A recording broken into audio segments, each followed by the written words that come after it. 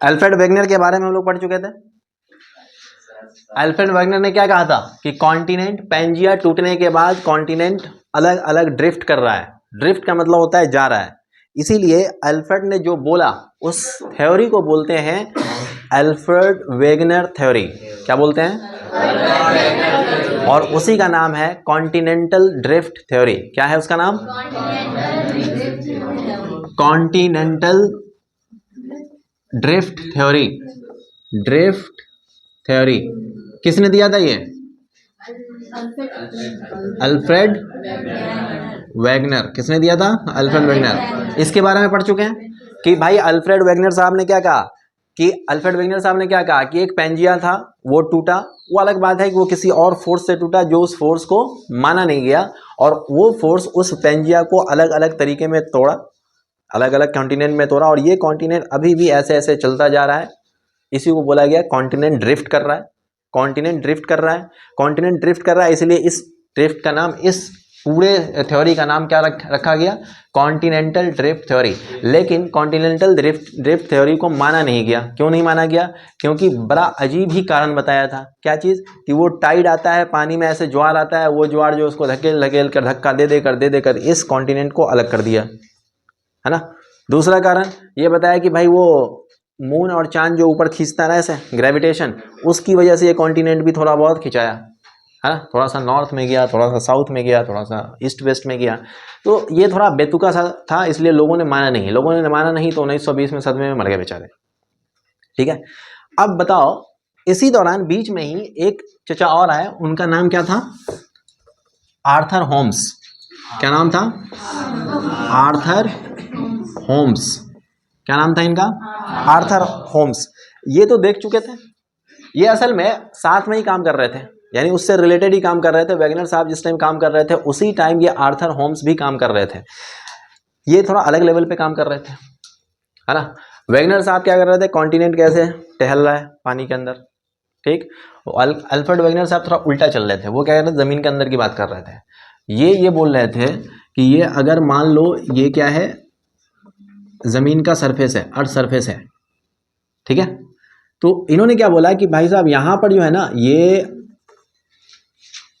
ये तो पता चल चुका था कि ये कोर है, ये ऊपर क्रस्ट है, ये वाला क्रस्ट वाला एरिया है, बीच में मेंटल है। इन्होंने ये कहा कि कोर वाला एरिया जो है ना, जो याद है ना, ये क्या है? कोर। ये क्या है? ये है क्रस्ट, और ये क्या है? मेंटल, है ना। ये वाला सरफेस ये है जिसमें हम लोग रहते हैं। ये क्रस्ट है, ये मेंटल है, ये कोर है। ये कम गर्म, ये कम गर्म, उससे ज़्यादा गर्म, उससे ज़्यादा गर्म, सबसे ज़्यादा गर्म क्या है? कोर, है ना। हाई हॉट, यानी हॉटेस्ट मान लो, या इसको ऐसे मान लो हॉटेस्ट। हॉटेस्ट का मतलब सबसे ज़्यादा गर्म। और इस एरिया को मान लो क्या चीज़? हॉटर।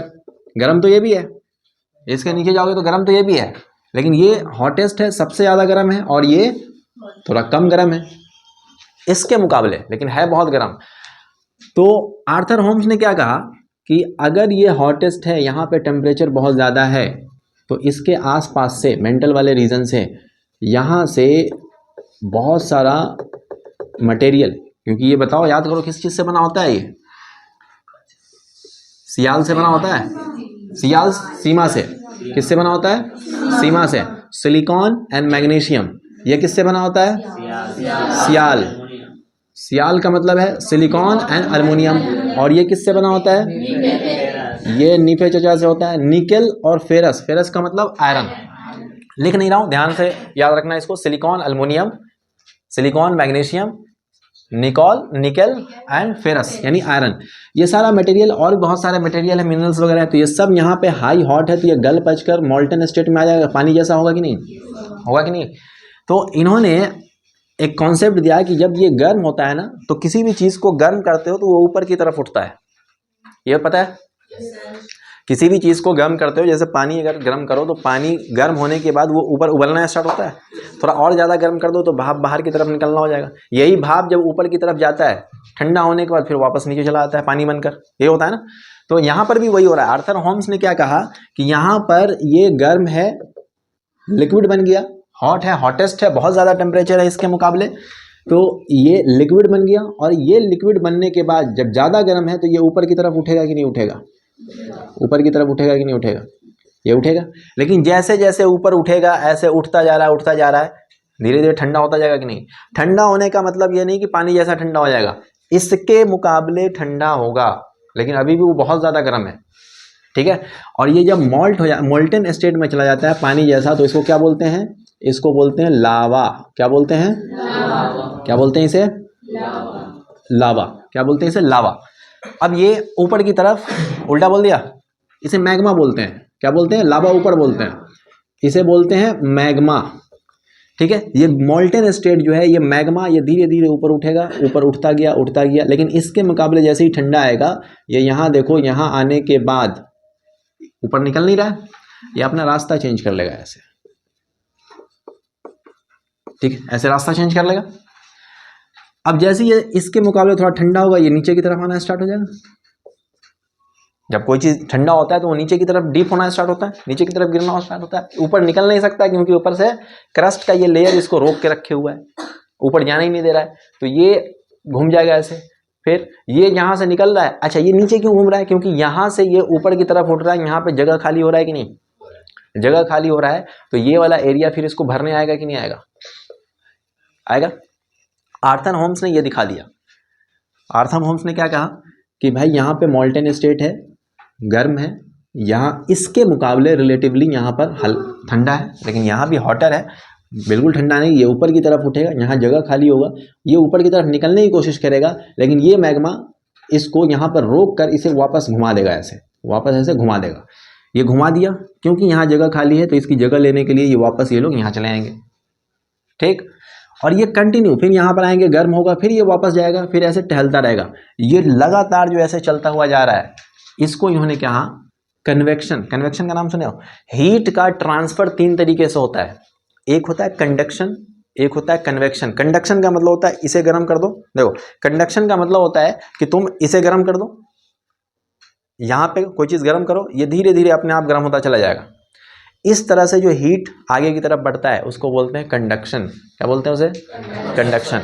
कन्वेक्शन का मतलब होता है जैसे पानी ले लो, यहाँ पे पानी गर्म करो, ये गर्म पानी अपने आप ऊपर की तरफ उठेगा और इसकी जगह पे ठंडा पानी आएगा, फिर वो गर्म होगा, फिर वो गर्म पानी ऊपर की तरफ जाएगा, फिर उसकी जगह पे ठंडा पानी आ जाएगा, ठंडा पानी फिर गर्म होगा ऊपर की तरफ, यानी गर्म जैसे जैसे होता जा रहा है ये पूरा ऊपर की तरफ उठता जा रहा है, पूरे को गर्म करते जा रहा है, और इसकी जगह पे ठंडा पानी आ रहा है, वो गर्म हो रहा है, इसको बोलते हैं कन्वेक्शन। क्या बोलते हैं? कन्वेक्शन। एक होता है रेडिएशन। रेडिएशन का मतलब कि यहाँ पर कोई चीज़ रख दो, जैसे सपोज करो कि ये कुछ है, इसे रख दो, ये रेडिएट करे, यहाँ से रेडिएशन हीट निकलेगा बाहर, इसको कहीं जाने की जरूरत नहीं है, इससे टच करने की जरूरत नहीं है, यहाँ से रेडिएशन निकलेगा और सबको गर्मी पहुँचाएगा। बात समझ में आई? तो रेडिएशन और कन्वेक्शन। यहाँ पर बताओ तो यहाँ पे कंडक्शन हो रहा है, कन्वेक्शन हो रहा है या रेडिएशन हो रहा है? क्या हो रहा है? कंडक्शन हो रहा है। कंडक्शन का मतलब होता है यहाँ पे गर्म करना, कंडक्शन अगर होता तो इसका मतलब यहाँ पे गर्म क्या हो रहा है? कन्वेक्शन हो रहा है। क्यों? क्योंकि यहाँ पे देखो हीट हो रहा है और हीट होने के बाद ये ऊपर की तरफ उड़ जा रहा है, इसकी जगह पे ठंडा आ रहा है, फिर जो गर्म हो रहा है ये क्या यहीं पे रुका हुआ है क्या? नहीं, ये उठ जा रहा है गर्म होने के बाद। अगर यहीं पे रुका होता और यहाँ पे जुड़ा होता है कुछ और यहाँ पे गर्म करो, यहाँ पे गर्म हो गया तो उसको बोलते हैं कंडक्शन। यहाँ पे गर्म करें और ये खुद उड़ जाए तो उसको बोलते हैं कन्वेक्शन।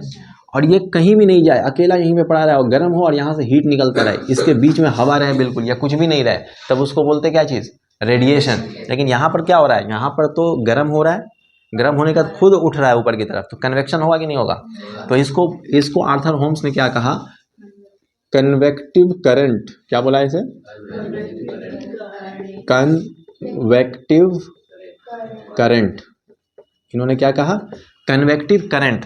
इन्होंने ये कहा कि अंदर ये कोर के गर्म होने की वजह से यहाँ से लगातार मैग्मा का कन्वेक्टिव करंट ऊपर की तरफ उठता है, क्रस्ट को धक्का मारता है, जब नहीं तोड़ पाता है तो ये ऐसे साइड में घूमकर ऐसे करके वापस फिर नीचे चला जाता है, और ये लगातार प्रोसेस चलता रहता है। क्या आता है? कन्वेक्टिव करंट किसका आता है? मैग्मा का। मैग्मा ये जो मैग्मा है, मैग्मा का कन्वेक्टिव करंट ऊपर की तरफ आता है।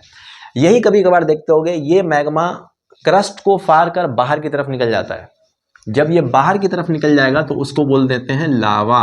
क्या बोलते हैं? लावा। इसको हम लोग पढ़ेंगे कहाँ? वॉल्केनो में। जब हम वॉल्केनो पढ़ेंगे ना, वहाँ पढ़ेंगे कि लावा क्या होता है। यही मैग्मा जब ज़मीन के नीचे होता है तो उसको मैग्मा बोलते हैं, ज़मीन के ऊपर आ जाता है तो उसको लावा बोलते हैं। लेकिन फिलहाल अभी हम लोग आर्थर होम्स के बारे में पढ़ रहे हैं, तो हम वॉल्केनो पे नहीं जाएंगे। ये लगातार ऐसे टहल रहा है, ये किसने कहा? आर्थर होम्स ने।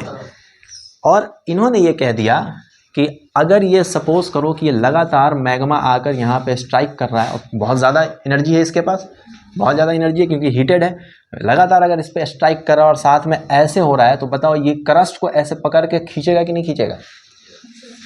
अगर ये आया, टकराया और बहुत ज़्यादा एनर्जी है इसके पास, टकराने के बाद ऐसे घूम गया, ऐसे आया, सपोज करो ऐसे आ रहा है मैग्मा, ऐसे आ रहा है और ऐसे करके ऐसे घूम गया, तो इसके ऊपर जो रखा हुआ है इसको पकड़ के ऐसे खींचने की कोशिश करेगा कि नहीं करेगा? तो इन्होंने क्या कहा कि ये चूंकि ज़मीन, अच्छा ये आर्थर होम्स ने समुंदर के ऊपर, समुंदर के निचले वाले हिस्से में, यानी ये पूरा पानी भरा हुआ है और उसके नीचे जो ज़मीन है उसके ऊपर अप्लाई किया था। इसलिए इन्होंने क्या कहा कि ये फ्लोर जो है, फ्लोर, अर्थ का जो फ्लोर है, इसको ये फैला रहा है। कौन? ये मैग्मा। तो इसलिए इन्होंने इस थ्योरी का नाम दिया, क्या चीज़? Sea floor. क्या नाम दिया इसका? Sea floor. फ्लोर का मतलब सतह, ये समुंदर का सतह है, इसके ऊपर पानी वानी भरा हुआ है इस तरह से, ठीक है। Sea floor, sea floor spread हो रहा है, तो इसलिए इसका नाम दिया सी फ्लोर स्प्रेडिंग। स्प्रेड का मतलब फैलना, सी फ्लोर स्प्रेड हो रहा है, इसलिए इसका नाम दिया सी फ्लोर स्प्रेडिंग थ्योरी। तो अगर तुमसे पूछे सी फ्लोर स्प्रेडिंग थ्योरी किसने दिया था? आर्थर होम्स ने दिया था। और इस थ्योरी में क्या क्या बताया था? तो ये सब बताया था, जितना उस टाइम से मैं बोला हूँ ये सब बताया था उन्होंने। इसमें मैग्मा की बात करा, मैग्मा ऊपर जाकर इस तरह से घूमेगा, कन्वेक्टिव करंट चलेगा इसमें मैग्मा का। इसी थ्योरी को ये जिस time continental drift theory Alfred Wegener साहब दे रहे थे, उसी दौरान आर्थर होम्स भी इसके ऊपर काम कर रहे थे और सी फ्लोर स्प्रेडिंग थ्योरी नाम से इन्होंने एक थ्योरी दे दिया। अब जरा सोचो, वेगनर साहब ने एक बेतुका सा फोर्स बताया था, टाइड की वजह से ऐसे फैल जाते हैं। आर्थर होम्स के से अगर मिले होते वेगनर साहब, तो फोर्स के बारे में पता लगा लिए होते कि भाई तुम जो थ्योरी दिए हो उसी के हिसाब से ये लग रहा है कि ये ड्रिफ्ट ऐसे मैग्मा अंदर आता होगा और ये इसको ऐसे जाता है ना, तो ये कॉन्टिनेंट को ऐसे खींच के रखे रहता होगा, खींच के रखे रहता होगा। यही धीरे धीरे लाखों साल, है ना, मिलियंस ऑफ ईयर्स में ये धीरे धीरे कॉन्टिनेंट हो सकता है ऐसे जा रहा होगा। तो आगे चल के पढ़ेंगे कि हाँ यही फोर्स असल में रिस्पॉन्सिबल होता है, और भी फोर्स होते हैं लेकिन मेन यही फोर्स रिस्पॉन्सिबल होता है। तो वैगनर साहब अगर होम्स से मिले होते उस टाइम, मामला सेट हो जाता, सुसाइड करना पड़ता, सुसाइड नहीं किए थे, सदमे से जान देना पड़ता, क्या नहीं देना पड़ता। लेकिन दोनों अलग अलग देश में अपना अपना खोज कर रहे थे। उस टाइम मोबाइल तो था नहीं, यहाँ बात कर लें, हाँ होम्बा है, हाँ ऐसा ऐसा कुछ नहीं हुआ होगा। ना इनको पता था कि ये क्या कर रहे हैं, ना इनको पता था कि ये क्या कर रहे हैं, दोनों अपना अपना थ्योरी दे दिए। ये भाई साहब सदमे में मर गए, ये देकर चुपचाप हो गए, क्योंकि न्यूज़ पढ़े थे कि ज़्यादा चक्कर पकड़ करोगे तो सदमा देगा दुनिया, और सदमा देगा तो मरना पड़ेगा वैगनर की तरह। तो इसलिए इन्होंने कुछ नहीं दिया, नोट करो।